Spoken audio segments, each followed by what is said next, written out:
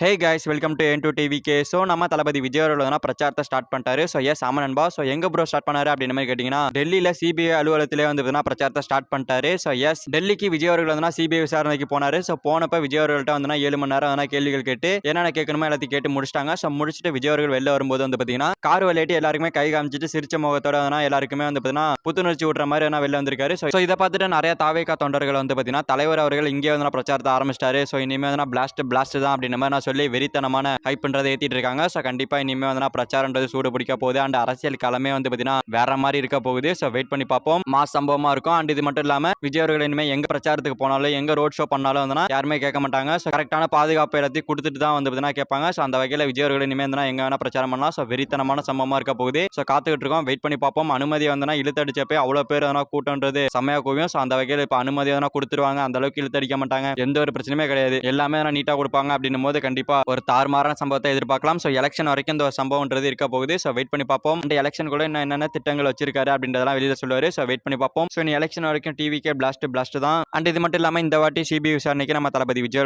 Black shirt தான் போட்டு போயிருக்காரு. ஸோ போன வாட்டி தான் பிளாக் ஷர்ட். ஸோ அதே மாதிரி இந்த வாட்டி பிளாக் ஷர்ட் தான் போட்டு போயிருக்காரு. அண்ட் இது மட்டும் இல்லாமல் இதே சிபிஐ அலுவலகத்துக்கு போன நம்ம செந்தில் பாலாஜி அவர்கள் நெஞ்சு வலி அப்படின்னு மாதிரி படுத்துக்கிட்டாரு. அண்ட் இது மட்டும் இல்லாமல் போன கலைஞர் அடிச்சு தூக்கிட்டு வந்தாங்க. ஸோ இந்த மாதிரி நிறைய விஷயங்கள் நடந்திருக்கு. பட் தளபதி விஜய் அவர்கள் கெத்தா கார்லேருந்து வெளில வந்தது ஒரு மிகப்பெரிய சம்பவம் தான் சொல்லணும். ஸோ வெறித்தனமான சம்பவம் தான். ஓகே ஃப்ரெண்ட்ஸ், இந்த ஒரு சம்பவத்தை பத்தி உங்களோட பெண் தாட்ஸை கமெண்ட்ல சொல்லுங்க. ஸோ இந்த வீடியோ பிடிச்சிருந்தா லைக் பண்ணிட்டு இந்த மாதிரி தளபதி பத்தின அப்டேட்ஸ் தெரிஞ்சுக்க நம்ம சேனல் சப்ஸ்கிரைப் பண்ணி சப்போர்ட் பண்ணுங்க. இட்ஸ் ஓகே, தேங்க்யூ ஃபார் வாட்சிங். அடுத்த வீடியோல பார்க்கலாம். தேங்க்யூ.